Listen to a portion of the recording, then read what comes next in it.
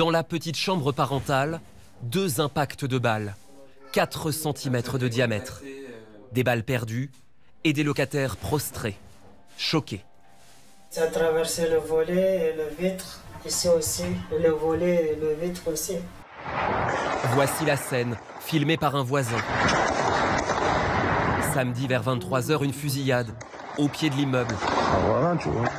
De nombreux coups de feu dans les quartiers nord de Clermont-Ferrand. Dans la chambre, aucune victime. Heureusement, toute la famille était dans le salon. J'ai vraiment peur avec ma famille, surtout mes enfants, ils ont très traumatisé. Moi, c'est ce que je veux, c'est juste trouver notre appartement. Des fusillades sur fond de trafic de drogue et de guerre des territoires. À Clermont-Ferrand, depuis le début de l'année, 4 morts, 4 homicides liés au narcotrafic dans toute la ville. Dans cette cité, les guetteurs sont partout. La cocaïne se vend 40 € le gramme, ici, sur cette aire de jeu pour enfants. Juste à côté, le supermarché du quartier et ses clients déboussolés par la flambée des violences. Je me dis que c'est inadmissible, que ça ne devrait jamais arriver et que c'est des choses très très graves. Je suis sans voix. Voici le patron, 22 ans de cité. Pour lui, le trafic n'est pas nouveau. L'inquiétude, en revanche, de plus en plus vive. La clientèle, elle a peur, faut dire la vérité. Même moi, en tant que commerçant ici, avant, les gens, ils se cachaient pour acheter ça. Et pour vendre? Oui, pour vendre aussi. Mais là, c'est à ciel ouvert.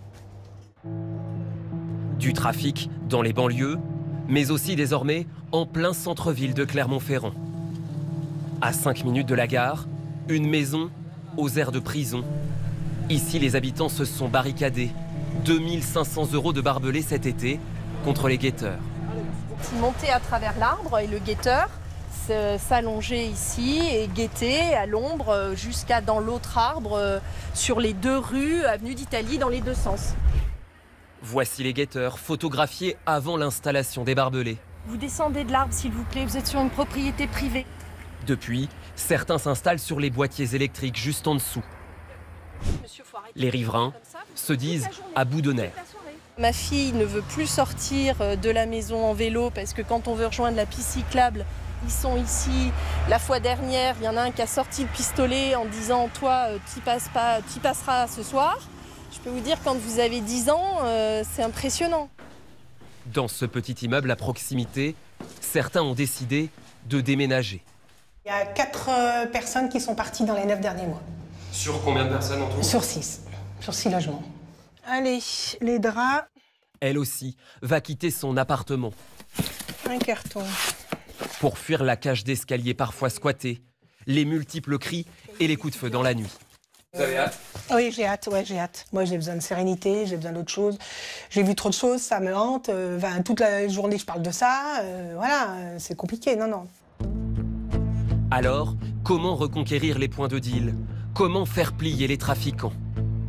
Selon la police, en les traquant lors d'opérations comme celle-ci.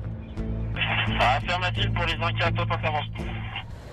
En quelques secondes, la BAC et les CRS quadrillent la cité. Dans ce sac, 500 €, 29 grammes de cocaïne, 59 d'héroïne. Ce mineur de 17 ans est aussi interpellé.